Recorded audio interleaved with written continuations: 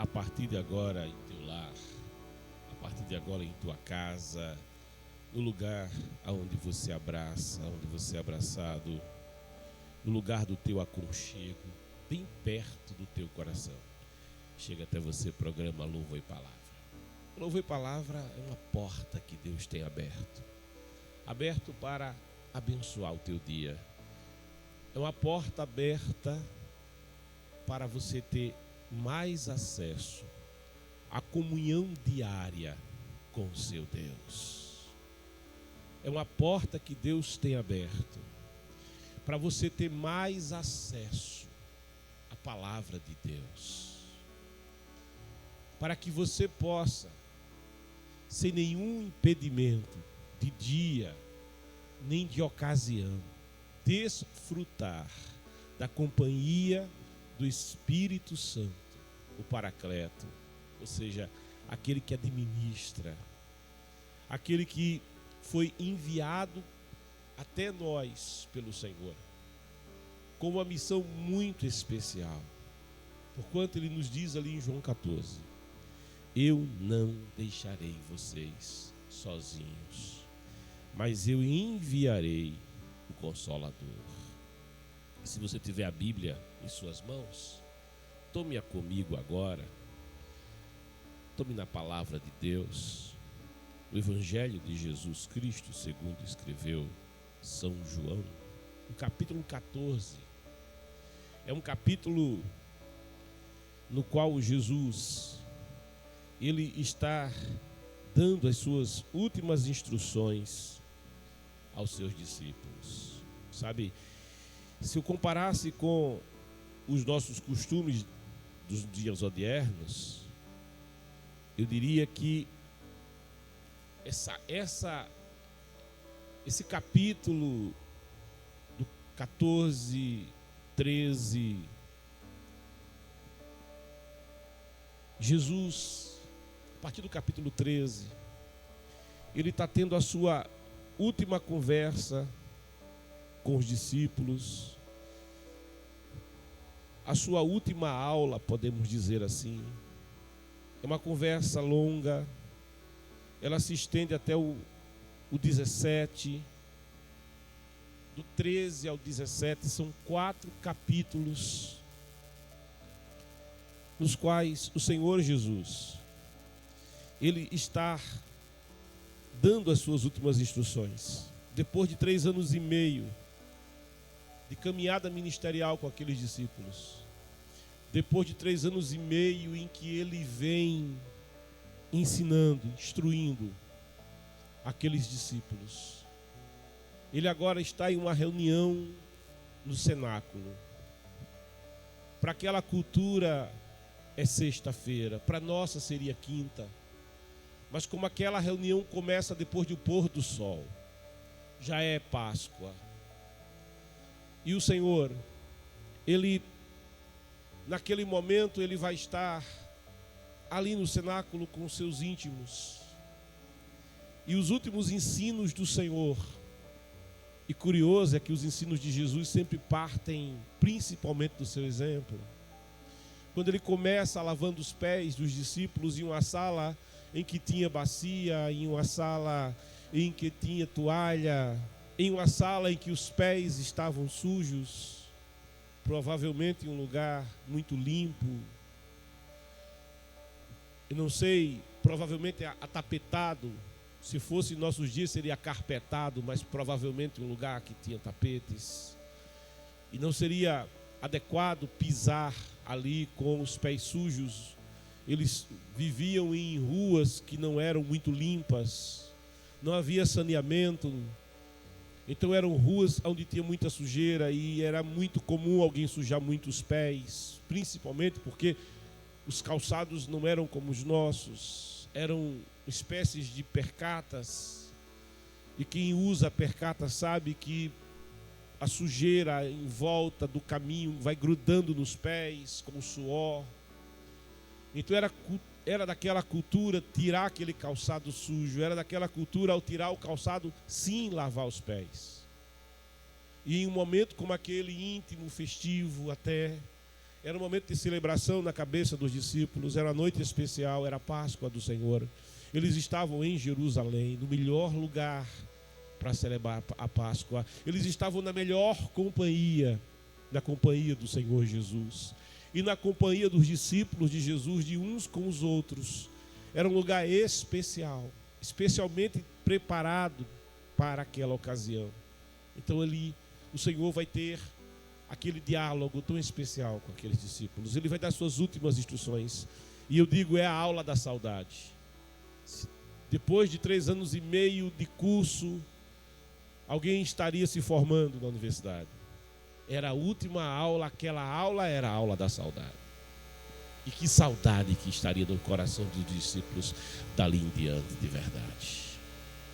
E nessa aula da saudade, o Senhor Jesus, depois que ele faz aquilo que ninguém tinha feito, ele se dispõe ele mesmo a lavar os pés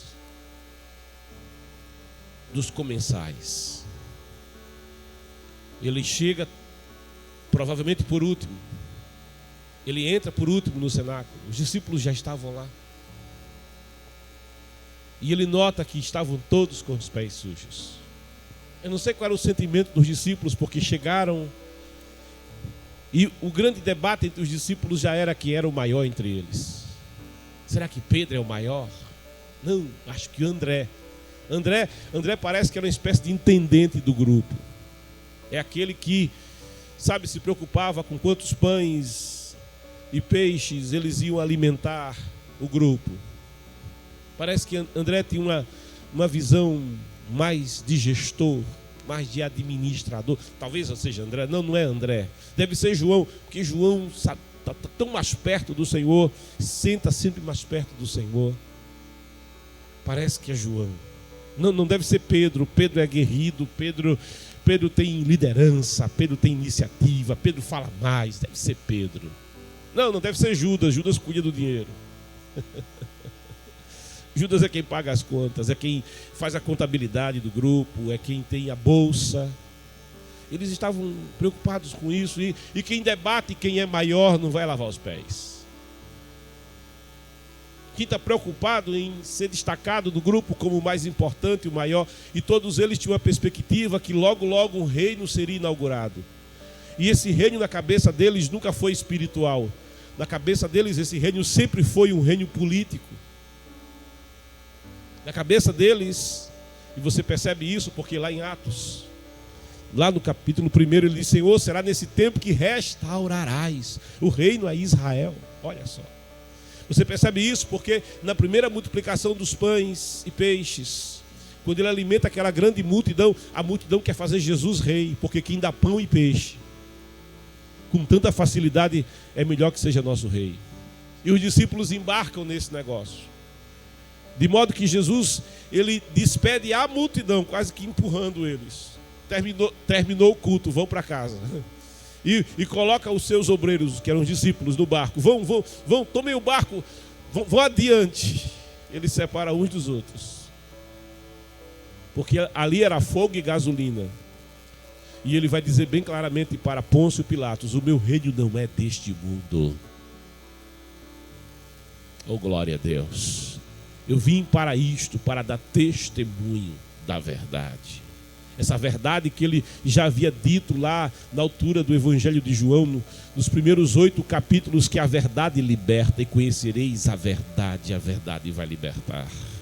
A verdadeira liberdade não vem de ocupação de cargos públicos, de cargos políticos, do exercício do poder terreno, mas a verdadeira liberdade é decorrência do conhecimento da verdade. A verdade liberta, e conhecereis a verdade, e a verdade libertará. Porque a ignorância prende, a ignorância aguilhoa, a ignorância lança no calabouço, lança nas trevas, lança na escuridão. A ignorância é terrível, mas Jesus vinha dar testemunho da verdade. Então, ao entrar naquela sala, os discípulos muito preocupados quem ia ser o primeiro ministro, quem ia ser, não é? O reino logo seria inaugurado. Eles estavam preocupados. Sabe como muitos devem estar preocupados agora? Nós vivenciamos no Brasil uma eleição onde foram já eleitos prefeitos. Algumas capitais já elegeram seus prefeitos. eles já tiveram tal maioria de votos que já estão eleitos, não terá nem segundo turno. Provavelmente aqueles que os acompanhavam estão preocupados, quem é que vai ser o que agora? Né? Os discípulos chegaram a fazer uma pergunta parecida para Jesus: Senhor, nós que deixamos casa, nós que deixamos campos, nós que deixamos nossas atividades e profissões para te seguir, o que é que a gente vai receber? O que é que a gente vai ter do Senhor? Que ministério, hein? Que ministério eu vou ter? Certamente Judas já se sentiu ministro da fazenda. Se fosse aqui no Brasil, numa conjectura. Pedro já se sentia, né? Talvez o chefe do exército, o comandante dele, afinal de contas, andava com a espada. Já estava dando a dica do que ele queria, né? Senhor, olha, eu sou homem de espada. Então, ou então ia ser o chefe da guarda pretoriana de Jesus, né? A guarda pessoal. Não sei. Então, havia um debate. Jesus entra na sala, naquela que seria a aula da saudade. Eles estavam se formando. E Jesus entra ali. E os discípulos estavam todos com os pés sujos. Os ministros, os futuros ministros de Jesus, todos estavam sujando a sala. Oh, glória a Deus. Todos estavam sujando a sala. Então Jesus, que é Jesus, que entende todas as coisas, que sonda os corações, ele olha para a bacia, que todo mundo tinha visto. Ele olha para a toalha, que todo mundo também tinha visto, mas ninguém se dispôs a fazer o trabalho que era o trabalho do servo menor da casa.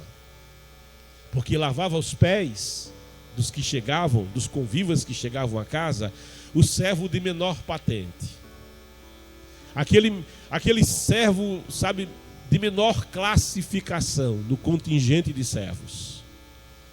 Então, quem discutia que ia ser o maior, jamais ia fazer aquele trabalho.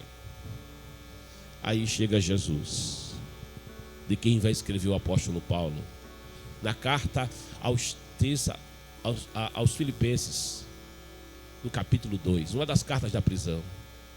Paulo vai dizer: rogo-vos, pois, irmãos, que tenhais, olha só, o mesmo sentimento que houve em Cristo Jesus. E ele começa dizendo que, sendo Deus, e aqui Paulo faz uma afirmação profunda teológica, que sendo Deus, ele não diz ele se parecia com Deus, ele diz não, que sendo Deus, glória a Jesus, não teve por usurpação ser igual a Deus, mas antes humilhou-se. Ou seja, sendo ele parte do Deus triúnico, ele não quis, por usurpação, ser igual ao Pai. Não. Mas a palavra diz, mas ele humilhou-se.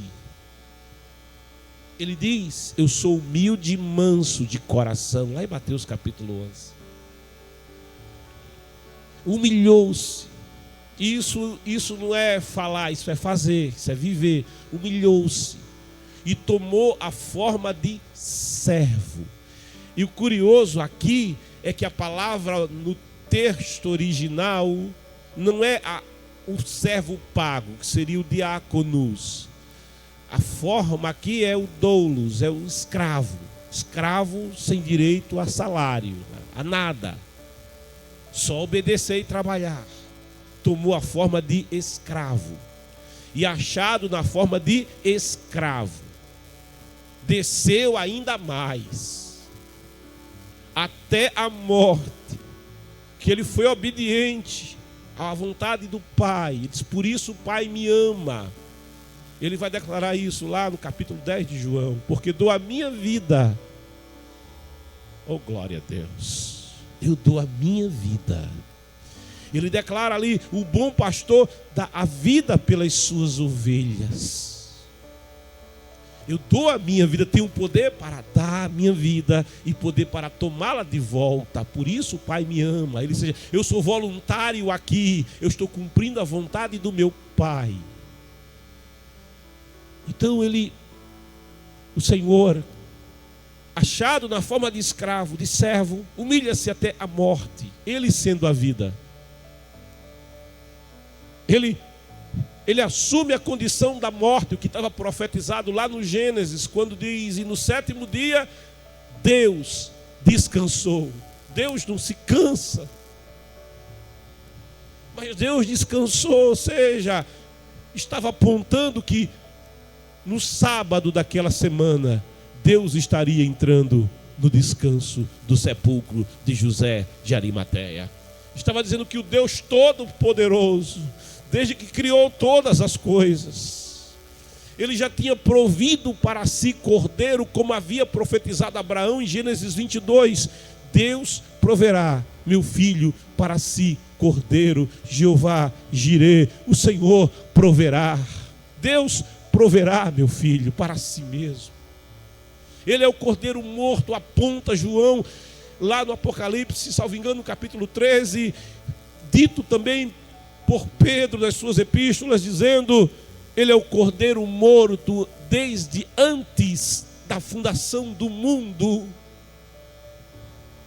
Isso tudo já estava estabelecido, mas ele humilha-se à morte, diz: morte de cruz. Ele é a vida, ele vai entrar na morte, e não é uma morte comum, não, ele será pendurado no madeiro. E a lei já dizia: maldito que for pendurado no madeiro. Ou seja, ele se faz maldição por nós, ele se torna maldito de Deus, porque nós é que estávamos debaixo da maldição da queda, do pecado. Mas ele disse: eu vim buscar, eu vim salvar o que estava perdido.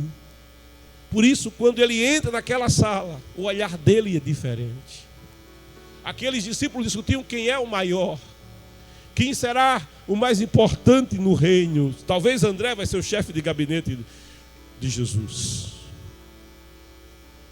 Quem vai ser o mais importante no reino? Ele entra, todo mundo com o pé sujo, ele vê a bacia, ele vê a toalha, todo mundo tinha visto. Aí sabe o que ele faz? Ele não diz nada. Ele não pergunta: mas vocês não lavaram os pés?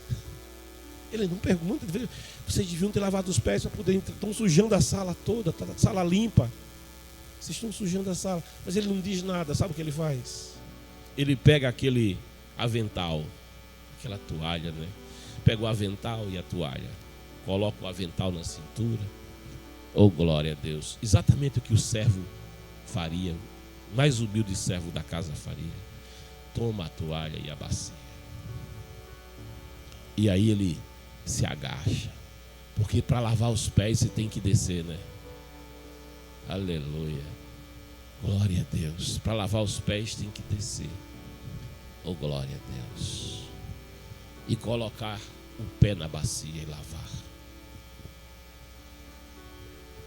E os discípulos vão ficando desconcertados com aquilo, mas é Jesus quem está lavando os pés. Tem um silêncio na sala.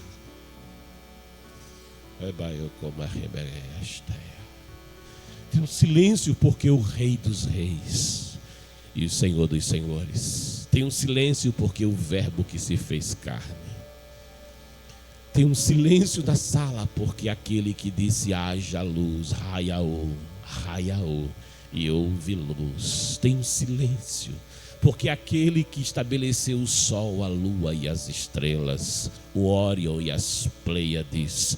Tem um silêncio, porque aquele que sustenta todas as coisas pela palavra do seu poder. Tem um silêncio, porque aquele que fala e o vento e o mar obedecem. Tem um silêncio, porque aquele que ordena e a morte faz o que ele manda e devolve quem ela levou. Tem um silêncio naquela sala, porque os principados e potestades e os demônios e as forças tenebrosas da maldade, quando ele chega em Gadara saem de perto gritando porque ele chegou. Tem um silêncio naquela sala porque aquele que tem todo o poder e toda a autoridade, em que habita toda a essência de Deus, a expressão carnal do amor de Deus, tem um silêncio na sala porque aquele que é infinito estava habitando em um corpo finito. Há um silêncio naquela sala porque diante de tudo isso ele colocou o avental, ele pegou a bacia, ele se agachou e ele foi lavar os pés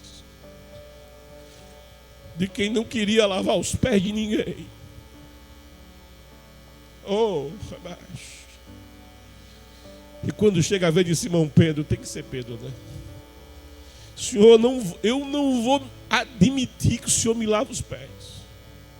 E Pedro é o único que expõe a verdade nessa hora. Eu não admito eu lavar o pé de ninguém. Imagina o Senhor agora lavar os meus pés, sendo o Senhor maior que todos aqui. Eu não admito. E o Senhor diz para ele: se eu não te lavar os pés, oh glória, tu não terás parte comigo. Aí Pedro nessa hora se desconcerta todo. Eu vou perder o ministério. Vou perder a portaria. Oh glória a Deus. Ah Senhor, não só lava os pés, lava a cabeça, me lava todo. E o Senhor diz: não precisa. Vocês já estão limpos pela palavra que vos tenho falado. E assim como eu fiz com vocês, e vos lavei os pés, assim vocês devem lavar os pés uns dos outros. No versículo 17 do capítulo 13, ele vai dizer: portanto, se vós compreenderdes esse ensinamento e o praticardes, abençoados sereis. Aleluia. Entre vocês, o maior vai ser o menor. No mundo lá fora, os grandes do mundo dominam e oprimem, mas entre vocês não será assim. Esse não é o modelo para vocês. E aqui, quando ele chega na altura do capítulo 14, início da nossa reflexão nessa manhã, depois que ele diz: não se preocupem no vosso coração, creiam em Deus, creiam também em mim, ou seja, tenham fé. Na casa do meu pai, e ele fala de coisas que os discípulos não alcançavam. Na casa do meu pai há muitas moradas. Oh, se não for assim, eu vos teria dito, porque eu vou preparar-vos um lugar, e quando eu for e tiver preparado um lugar para vocês, eu voltarei outra vez. Isso é o Ketuba, celebrado entre um noivo e uma noiva. O noivo vinha e celebrava o contrato, fazia o compromisso e voltava com o pai. Ia preparar lugar. E aquelas famílias moravam juntas. E ele ia preparar lugar na casa da família, um lugar para a moça. E quando o lugar tivesse tudo preparado, sabe, tudo preparado, ele viria buscá-la. Eu virei outra vez. E ele diz: e vos tomarei para mim mesmo. Ou seja, vos desposarei como o noivo desposa a noiva. Vos tomarei para mim mesmo, para que onde eu estiver, estejais vós também. Que promessa! Aonde ele estará, nós estaremos. Aonde ele se assentar, também nos assentaremos. Oh, aleluia! Com quem ele conviver, também nós conviveremos. Que promessa que ele está fazendo para os discípulos. Que promessa que vai além da vida. Que promessa que vai além da história. Que promessa que vai além do tempo. Que promessa que vai além da eternidade. Que promessa que ele está fazendo. Eu voltarei outra vez. Na casa do meu pai há muitas moradas. Tem lugar para você lá. Eu fiz um exercício certa feita com meu filho, quando João revela as dimensões da cidade celestial, da Nova Jerusalém, aquela que na visão de João vai descer adornada como uma noiva. Oh glória! vai descer adornada para estar na nova terra, sob o novo céu, a cidade celestial, aquela que tem 12 fundamentos, aquela que tem 12 portas, aquela cujo muro é de jaspe. Oh, tem um poeta que diz: a cidade é de ouro puro. Oh, aleluia! E ali não vai haver mais morte, nem choro, nem pranto. Lá não vai ter enterro, lá não vai ter luto.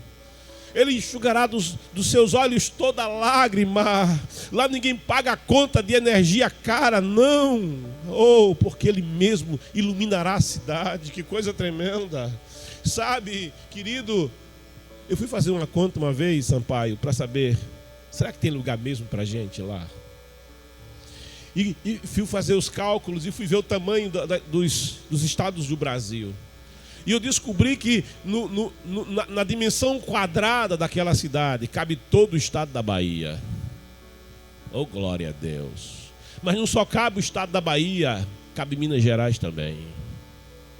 Mas não só cabe Minas Gerais, cabe mais, cabe São Paulo. Oh, aleluia. Estou quemenda lá, eu te afirmo, cabe você, cabe a sua família. Na casa do meu pai há muitas moradas. Não for assim, eu vos teria dito, porque eu vou preparar-vos um lugar. E quando eu for e tiver preparado o lugar, eu voltarei outra vez e vos tomarei para mim mesmo. E nessa hora, ele diz: vocês sabem para onde eu vou? E Filipe, nessa aula, nessa formatura, nessa aula da saudade, ele vai dizer: não sabemos para onde vai, Senhor. Não sabemos. Tomé, Senhor, é Tomé que diz: Senhor, não sabemos para onde vais. No versículo 5 do capítulo 14. Não sabemos para onde vais e como poderemos conhecer o caminho. Olha só, na aula da saudade tem alguém que não aprendeu muita coisa.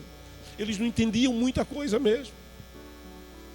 Faltava ainda algo para a mente humana entender a palavra. Eu me lembro do Jô Soares dizendo: eu li a Bíblia toda.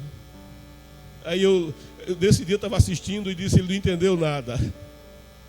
Porque o evangelho é loucura para os que perecem, mas para aquele que crê, o poder de Deus. Oh, basta como é. Os discípulos também, até então, mesmo convivendo com Jesus, não tinham entendido até essa altura da formatura deles muita coisa. Sabe quando você sai da universidade, com aquele diploma bonito, aquele cap na cabeça, tem experiência de nada? Aleluia. Sabe aquele médico que se forma, nunca teve sob si a responsabilidade de uma cirurgia séria? É por isso que tem que fazer residência.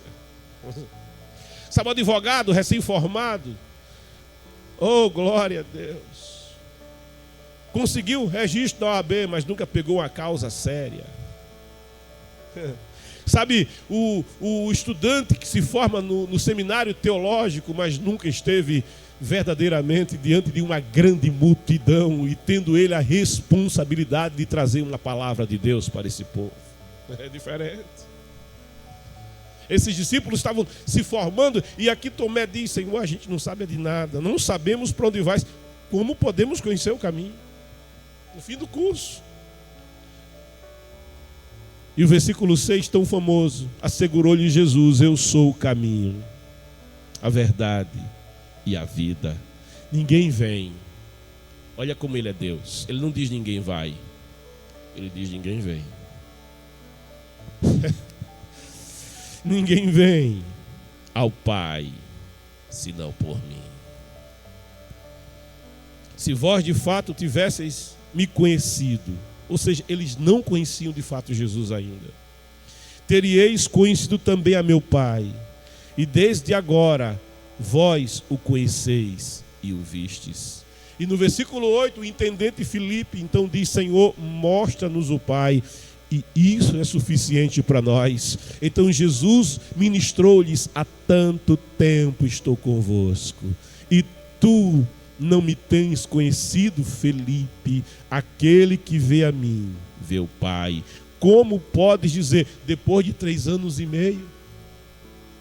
Como podes dizer, depois de ter visto Pedro andando sobre as águas, depois de ter visto ele tocar no esquife do filho da viúva de Naim, e o moço tornar a respiração. Meu Deus, depois de ter entrado no quarto da filha de Jairo, que jazia morta, e ele dizer para um cadáver: Tabita, cume, menina, levanta. Oh, glória a Deus. E a menina levanta, curada, faminta, porque já tinha sido não só devolvido-lhe a vida, mas curou-lhe. Depois de ter visto ele perdoar os pecados daquele paralítico, e só Deus perdoa pecados, quem senão Deus? E ter dito: para que saibais que o Filho do Homem tem poder, ou seja, é Deus, para perdoar pecados. Paralítico, a ti te digo, levanta e anda. Oh, glória. E aí, Filipe, como podes dizer: mostra-nos o Pai? Não credes que eu sou, que eu estou no Pai e o Pai está em mim? A palavra que eu vos digo, não as digo da minha própria autoridade, mas o Pai que habita em mim realiza as suas obras. Quem vê a mim, vê o Pai. E aí é por isso que no versículo 16, é o começo da nossa reflexão, ele vai dizer: e eu rogarei ao Pai, e ele vos dará outro Paracleto, ou advogado. Na versão King James atualizado diz advogado. Ele vos dará outro defensor, outro cuidador, outro administrador, porque o sentido de paracleto é mais do que defender, é cuidar, é zelar. É quando alguém está preso e precisa que alguém cuide dos seus bens enquanto está preso, cuide da sua família enquanto está preso, defenda a sua causa, seja o seu procurador de A a Z. É o halos. Ele usa uma expressão também que diz: aquele que tem a mesma natureza que eu tenho, aquele que é como eu sou, seja Deus também. E eu rogarei o Pai, e ele vos dará outro advogado, ou consolador, como também tem a versão Almeida Revista e Corrigida e Atualizada, a fim de que esteja para sempre convosco. E ele diz: o Espírito da verdade, que o mundo não pode receber, porque não vê, nem o conhece. Vós o conheceis, porque ele vive convosco e estará, olha que coisa tremenda, e estará dentro de vós. Oh, glória a Deus. Assim como o Pai estava nele, ele está dizendo: o Espírito de Deus estará em vocês, habitará em vocês. Não vos deixarei órfãos, voltarei para vós. Dentro de pouco tempo o mundo não me verá mais, entretanto vós me vereis, porque eu vivo e vós da mesma forma vivereis. Naquele dia entendereis: eu estou no meu Pai, e vós em mim, e eu em vós. Aquele que tem os meus mandamentos e obedece a eles, esse é o que me ama. E aquele que me ama será amado por meu Pai, e eu também o amarei e me revelarei a ele. A palavra, querida, é revelação de Deus. Não basta ler a Bíblia, é preciso ter revelação da palavra. Oh, se há amor para com Deus, vai haver revelação de Deus para quem ama a Deus. E naquele dia entendereis. Veja, lá naquele dia, até agora vocês não entendem. Oh, aleluia, tendo 3 anos e meio de curso teológico, e vocês ainda não entendem. No meu tempo a gente dizia: a ficha não caiu. Você é o tempo da ficha? Hein? Kennedy, você participou da ficha? Lembra da ficha que a gente comprava? É da Aruma, né? A empresa que fazia. E a gente colocava a fichinha para fazer a ligação. Às vezes colocava a ficha, Kennedy, e não dava o tom. Glória a Deus. Aí você dava glória, dava uma pancadinha assim, ó. Tome, receba. Pá. Aí ela caía. Quando ela caía, o tom chegava. Sabe, 3 anos e meio a ficha não tinha caído. Então o Senhor vai dizer para eles: e naquele dia entendereis, oh aleluia, que eu estou no meu Pai, e vós em mim, e eu em vós. A revelação vai acontecer. Aquele que tem os meus mandamentos e obedece a eles, esse é o que me ama. E aquele que me ama será amado por meu Pai, e eu também o amarei e me revelarei a ele. Então perguntou-lhe Judas, não Iscariote: Senhor, mas por que te revelarás a nós e não ao mundo? E Jesus respondeu-lhe: se alguém me ama, obedecerá a minha palavra, e meu Pai o amará, e nós viremos até ele, e faremos nele o nosso lar. Oh glória, eu amo esse texto. Sabe, nós viremos até ele, e nele faremos o nosso lar. Ai, oh, que mais. O salmista tenta expressar isso lá no Salmo 23, no verso 10, quando ele diz: e habitarei na casa do Senhor por dias que não tem fim. Mas aqui o Senhor está dizendo: nós iremos até ele, e o lugar, a minha casa, onde você vai habitar por dias que não tem fim, vai ser em você mesmo. Eu vou habitar em você. Você vai ser o lugar da minha habitação. Você vai ser o lugar da minha morada. Eu vou fazer pouso aí. Oh, glória a Deus. Você sabe o que é ter Deus habitando em você, residindo em você? Você percebe o que é isso? Tem gente que faz o caminho de Santiago para ter iluminação. Tem gente que faz viagem para ali, para santuários, esse e aquele, para ver se tem alguma revelação.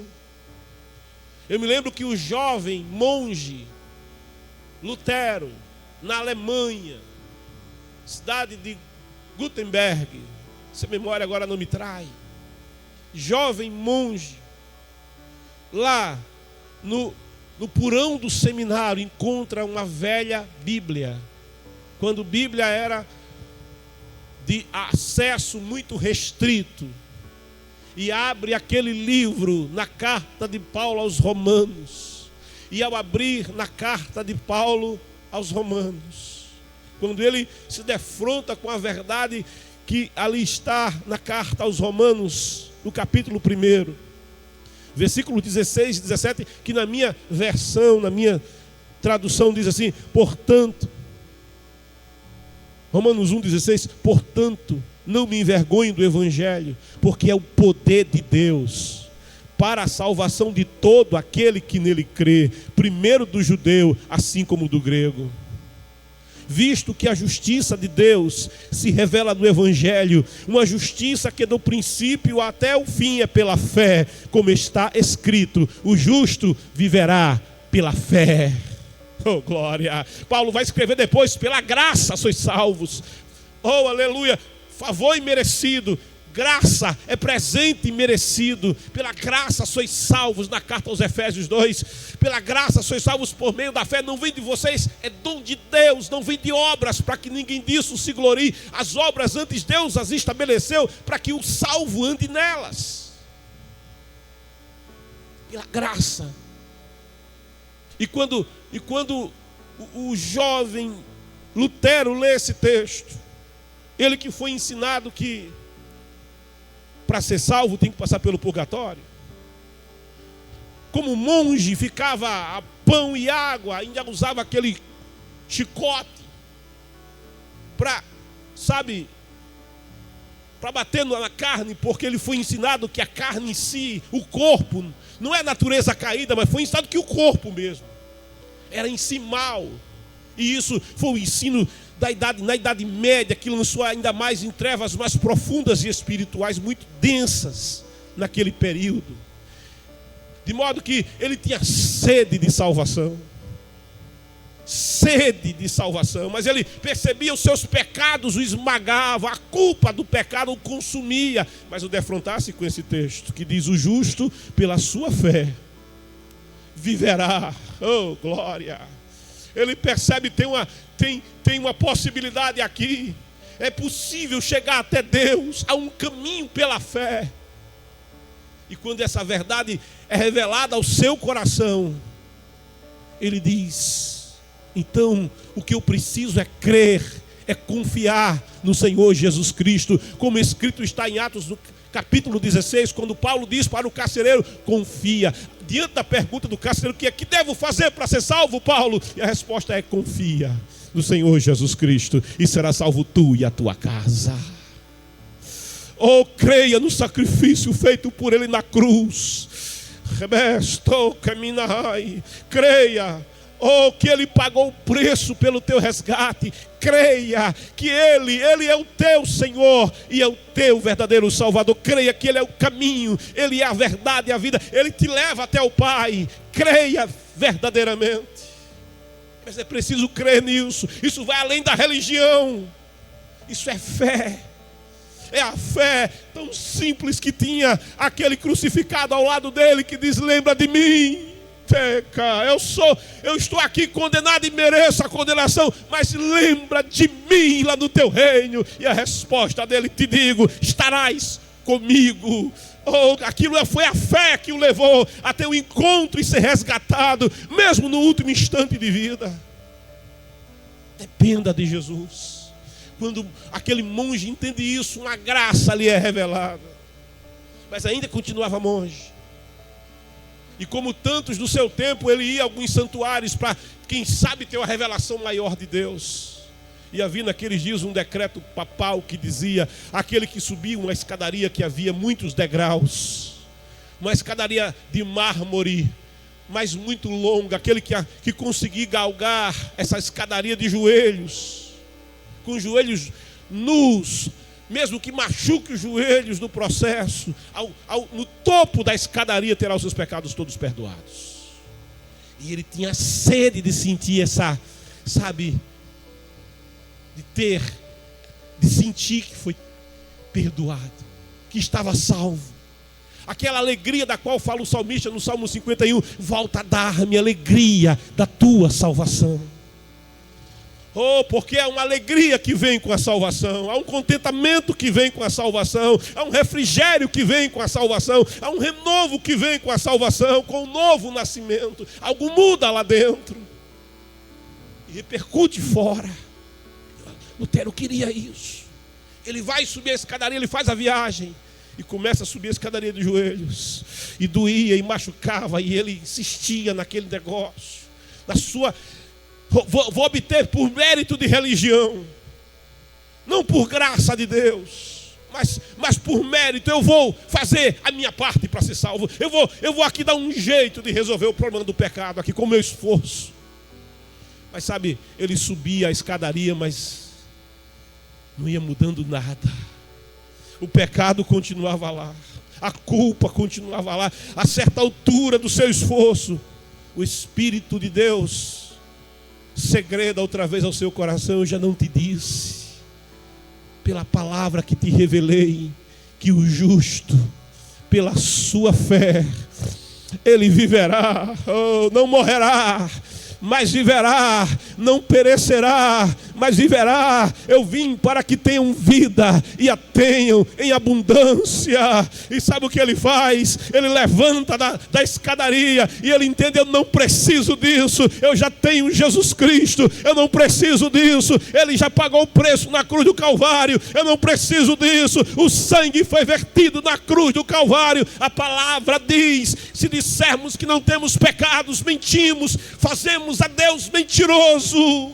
Mas se confessarmos os nossos pecados, ele é fiel e justo. Oh, ele é fiel, porque a nossa infidelidade não muda quem Deus é. Ele é justo, porque a nossa injustiça não contamina a perfeita justiça de Deus. E a justiça de Deus é Cristo Jesus, que deu a vida e pagou o preço na cruz do Calvário. Ele é fiel e justo. Escreve, portanto, o apóstolo João, na sua primeira epístola, no versículo 9: se confessarmos os nossos pecados, ele é fiel e justo para nos perdoar os pecados e nos purificar de toda injustiça. Ele diz ali: o sangue de Jesus nos purifica de todo o pecado. Ele ainda vai declarar no capítulo 2 da mesma epístola, no versículo 1, porque temos um advogado junto ao Pai, Jesus Cristo, o justo. Ele é a propiciação pelos nossos pecados. Oh glória!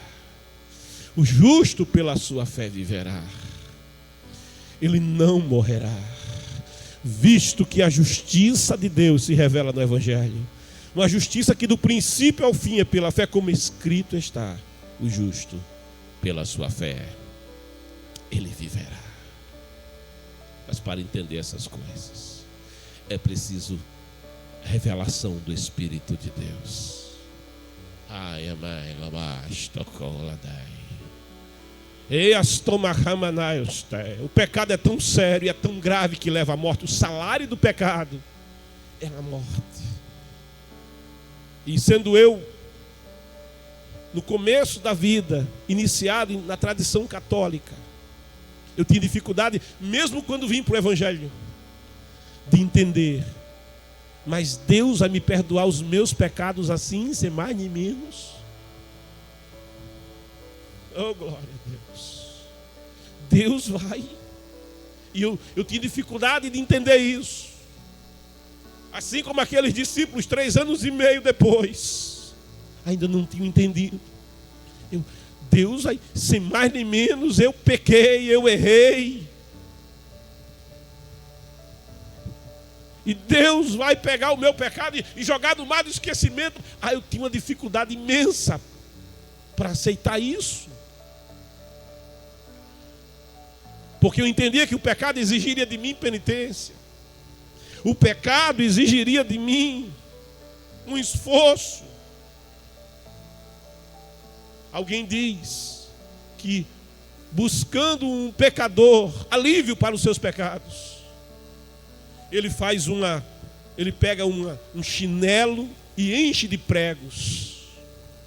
E ele diz: eu vou colocar esse chinelo com prego nos meus pés e eu vou caminhar com esse chinelo. Porque eu tenho certeza que diante desse meu esforço e sacrifício, eu terei alívio dos meus pecados. Eu irei merecer o perdão dos meus pecados. E narra que, colocando ele naqueles seus pés, aquele calçado terrível, e dando ele os primeiros passos, a dor era tão violenta, era tão excruciante, que ele derramou lágrimas e não conseguiu dar muitos passos e lançou-se ao chão. A dor era terrível, mas a dor não o aliviava da culpa pelos seus pecados. Ele continuava pecador. Até que ele se defrontou com a verdade que diz: porque Deus amou o mundo de tal maneira que deu o seu Filho unigênito, para que todo aquele que nele crer não pereça, mas tenha a vida eterna. Porque Deus enviou o seu Filho ao mundo não para condenar o mundo, mas para que o mundo fosse salvo por ele. Quando você entende o amor de Deus, quando você percebe o que é o amor de Deus, quão grande é o amor de Deus,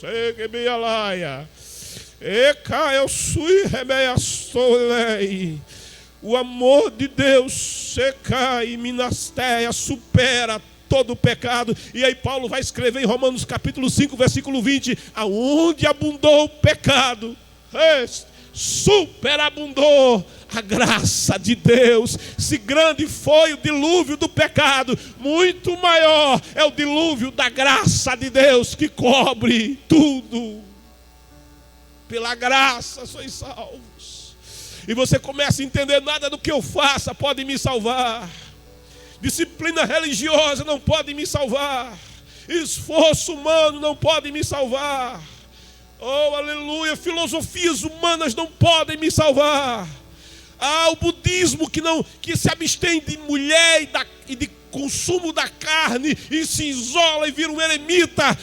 Essa vida também não pode me salvar. Quando você começa a entender, eu não sou salvo porque eu mereço, eu sou salvo porque Deus me ama e Jesus pagou o preço por mim naquela cruz.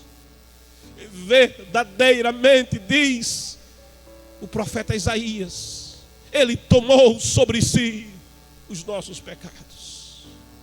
O castigo que nos traz a paz estava sobre ele. E é por isso que ele diz: aquele que me ama, faz a minha vontade, e eu e o Pai iremos até ele. Glória a Jesus. E nele faremos morada.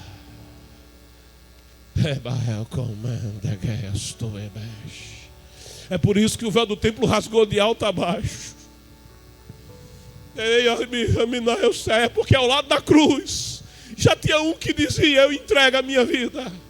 Ao lado da cruz já tinha um: eu sou pecador, eu reconheço que sou réu de morte, eu reconheço que não sou digno, mas lembra de mim. Aí o véu rasgou, oh glória. É o que? É o Pai passando, aleluia. É o Pai passando, indo fazer habitação naquele que disse: lembra de mim. E eu te afirmo uma coisa: se nessa manhã ainda que haja uma multidão de pecados sobre a tua vida, ainda que haja uma multidão de pecados sobre a tua história, a tua biografia, mas se nessa manhã, como diz a palavra em Romanos, se com a tua boca confessares Jesus Cristo, cujo nome significa o Deus Salvador, Jesus Cristo é o meu Senhor, Jesus Cristo é o meu Redentor, eu dependo de Jesus Cristo, eu me entrego a Jesus Cristo, eu entrego a minha vida a Jesus Cristo, verdadeiramente serás salvo, verdadeiramente serás salva. O inferno não vai poder te prender, o pecado não poderá te prender, os demônios não poderão te prender, os principados e potestades não poderão te prender, as maldições não poderão te prender, os vícios não poderão te prender. Se com a tua boca esta manhã disseres: Jesus Cristo é meu Senhor, Jesus Cristo é meu Senhor, Jesus Cristo é meu Senhor, verdadeiramente serás salvo. A alegria da salvação vai inundar a tua alma. A alegria da salvação vai inundar o teu ser. Aleluia. Escreve: eu entrego a minha vida a Jesus. Eu escolho Jesus. Eu abro mão de todos os outros caminhos, porque o caminho é Jesus. Eu abro mão de todas as verdades, entre aspas, que me tem apresentado, e aceito uma única verdade que salva. A verdade: Jesus é a verdade. Eu entro no único caminho que leva ao Pai. O caminho é tão somente Jesus. Oh, aleluia. Porque ninguém vem ao Pai senão por mim. E isso é dito a Tomé de modo bem específico. E é curioso Jesus dizer isso a Tomé, que é identificado como o discípulo que tinha problema em crer, tinha problema em acreditar. Mas se você acreditar como Tomé acreditou, eu te afirmo, nessa manhã o Senhor vai te salvar. Porque se por um homem entrou o pecado no mundo, escreve Paulo, e o pecado foi passado a todos os homens. Se um homem só humano teve poder para contaminar toda a humanidade, ele diz: agora imagina o que pode fazer o Filho de Deus, o verbo que se fez carne. Se o homem humano levou a perdição, imagina o poder que tem o Filho de Deus de trazer a salvação.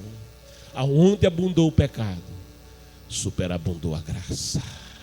Vem para Jesus nessa manhã. Tem um hino do Oséias de Paulo que diz: um passo só tu precisas dar para Cristo, para que Ele possa tua vida transformar. Precisas crer que por Deus és querido, e por amor A tua alma quer salvar. Um passo só. Dê esse passo nessa manhã. Como eu faço? Aleluia. Escreve nesse chat aí. Eu quero Jesus.